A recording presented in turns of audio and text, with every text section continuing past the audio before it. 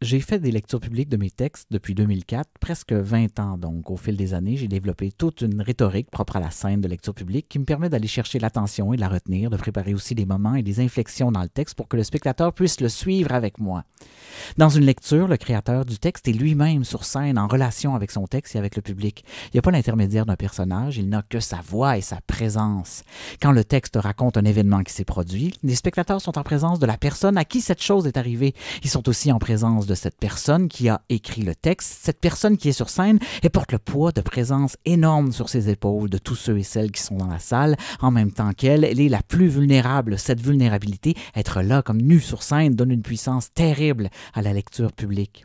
Cependant, dans La Morte, même si je parle de choses qui me sont arrivées, je parle aussi d'une absente. J'essaie de donner toute la place à cette absente, de m'effacer de toutes les manières que je peux pour qu'elle puisse apparaître. C'est la raison pour laquelle le dispositif de la lecture publique m'est peu à peu apparu limité.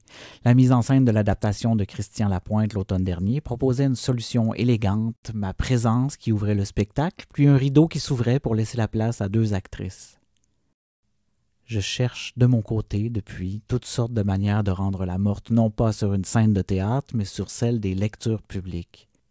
J'en testerai une samedi au Centre-Taverne dans le cadre du vernissage de l'exposition rétrospective des couvertures d'albums de Traveling Headcase.